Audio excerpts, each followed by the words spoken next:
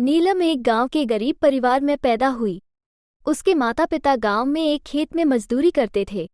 बहुत ही मुश्किल से गुजर बसर होती थी। नीलम 2 साल की थी, तभी गांव में बाढ़ आ गई। नीलम के पिता उस बाढ़ में बह गए। नीलम और उसकी माँ किसी तरह बच गई। नीलम की माँ को भी गहरी चोटें आई थी। अस्पताल में नीलम को अपनी बहन बबीता को देते हुए नीलम की माँ ने कहा, बहन, इसे अपनी बेटी बनाकर पालना। ये सुनकर बबीता ने कहा, ऐसा क्यों बोलती हूँ दीदी, आप ठीक हो जाओगी। ये सुनकर नीलम की माँ के आंसू बहने लगे और कुछ ही देर में उसने अपने प्राण त्याग दिए। बबीता ने अपने पति मोहनलाल जी की मदद से किसी तरह नीलम की माँ का अंतिम संस्कार किया और फिर वह नीलम को लेकर शहर चली आई। शहर में उनका छोटा सा फ्लैट था जो कि किराए पर था। मोहनलाल जी एक छोटी सी नौकरी कर शहर में गुजर बसर कर रहे थे। इस पर नीलम के आने के बाद खर्च और बढ़ गया था। 2 साल की बच्ची को पालना भी आसान नहीं था। मोहनलाल जी को ये सब पसंद नहीं आ रहा था। बबीता किसी तरह नीलम को पाल रही थी।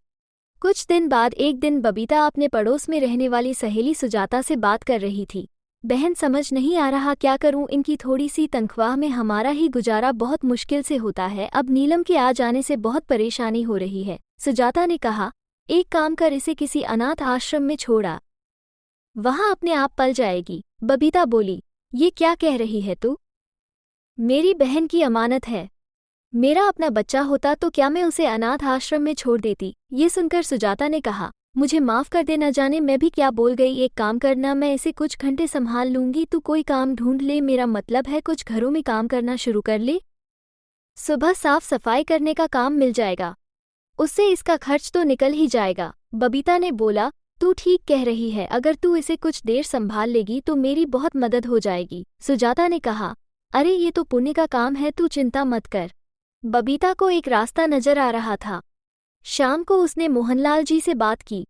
उन्होंने कहा, जैसा तुम चाहो करके देख लो, नहीं तो इसे किसी को देना पड़ेगा। अगले दिन से बबीता काम ढूंढने लगती है।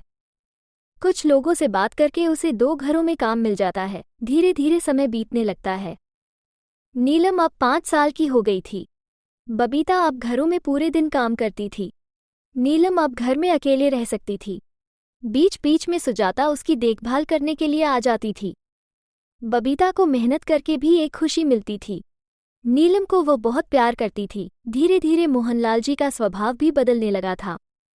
वो भी नीलम को अपनी बेटी मानने लगे थे। बबीता ने नीलम का एक स्कूल में दाखिला करा दिया। दोनों नीलम को बेटी की तरह पाल रहे थे।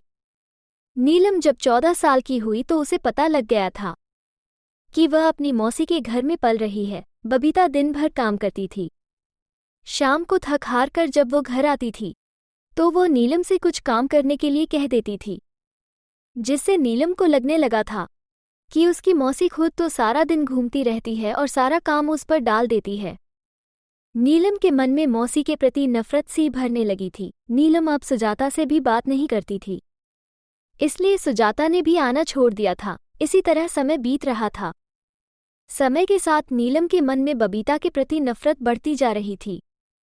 कुछ दिन बाद तो उसने बबीता को उल्टे जवाब देना भी शुरू कर दिया था। नीलम के मन में एक बात घर कर गई थी कि उसकी मौसी उसे नौकरानी बनाकर काम करवाने के लिए लाई है।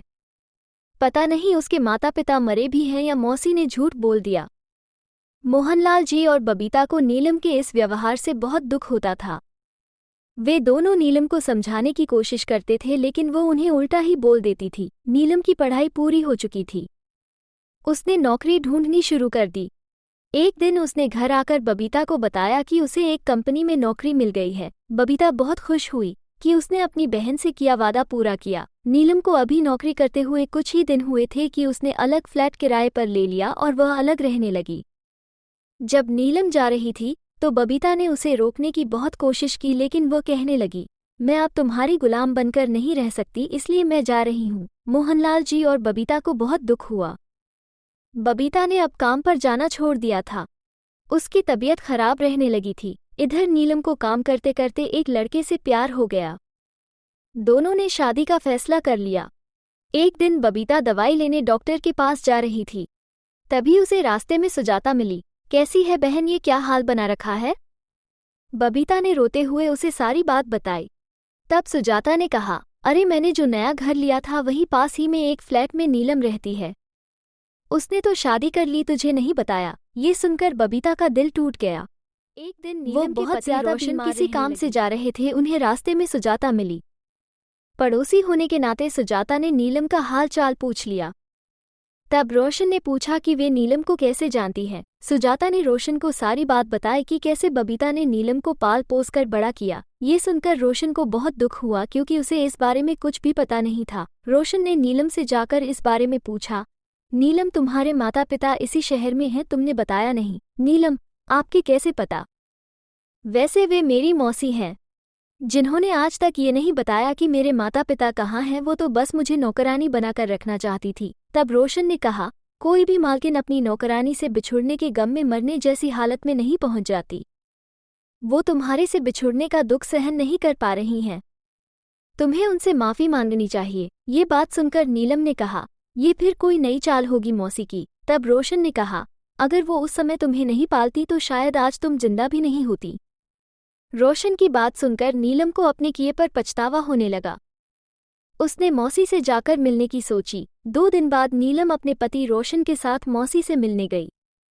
वहां जाकर पता लगा कि 2 दिन पहले ही बबीता सबको छोड़कर चली गई। नीलम उसकी फोटो के सामने फूट फूट कर रोने लगी। मोहनलाल जी ने नीलम को संभालते हुए कहा, बेटी वापस आने में बहुत देर कर दी। तेरी मौसी तुझे बहुत याद करती थी। नीलम ने प्रायश्चित करने की सोची। नीलम और उसके पति रोशन मोहनलाल जी को अपने घर ले आए। नीलम उनकी पिता की तरह देखभाल करती थी। रोशन भी उन्हें अपने घर के बड़े बुजुर्ग की तरह मान सम्मान देता था। नीलम हर दिन बबीता की फोटो के सामने दीपक जलाकर उनसे माफ़ी मांगती थी।